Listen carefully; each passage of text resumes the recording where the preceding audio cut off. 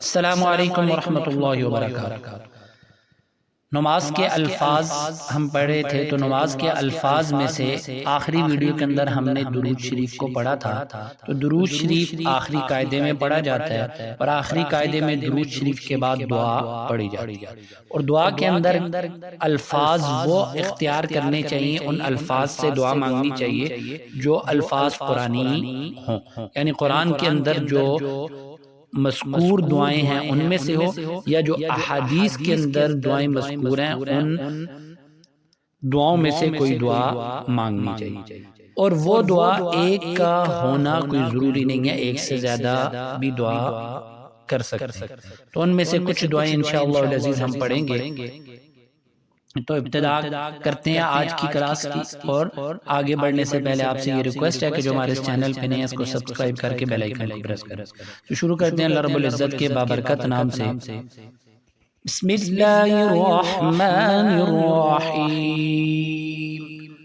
अल्लाहुम्मा इन्नी ज़लमतु नफ्सी ज़ुल्मन कसीरन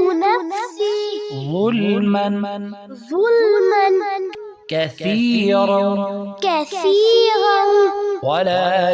इल्ला अंत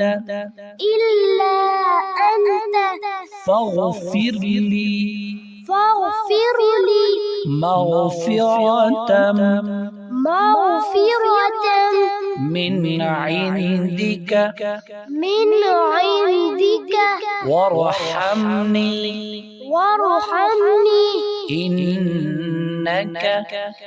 इन्नक अंतल गफूरुर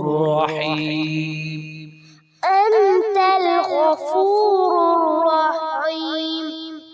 अल्लाहुम्मा इन्नी ज़लमतु नफ्सी ज़ुल्मन कसीरन वला यग़फ़िरुज़्ज़ुनूब इल्ला अंत फ़ग़फ़िरली मग़फ़िरतम मिन इंदिक वरहमनी इन्नक अंतल गफूरुर रहीम। आगे दूसरी दुआ है अल्लाहुम्मा इन्नी अऊज़ु बिका मिन अज़ाबिल क़ब्रि व अऊज़ु बिका मिन अज़ाबि जहन्नम व अऊज़ु बिका मिन फितनतिल मसीहिद दज्जाली व अऊज़ु बिका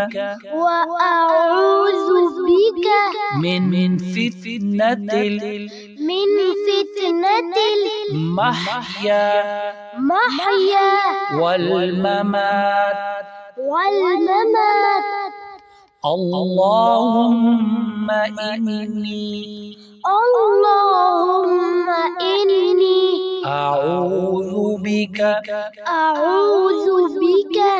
मिनल मअसमी वल मग़रम। अल्लाहुम्मा इन्नी अऊज़ु बिका मिन अज़ाबिल क़ब्र व अऊज़ु बिका मिन अज़ाबि जहन्नम व अऊज़ु बिका मिन फितनतिल मसीहिद दज्जाल وأعوذ بك من فتنة المحيا والممات اللهم إني أعوذ بك من المأثم والمغرم۔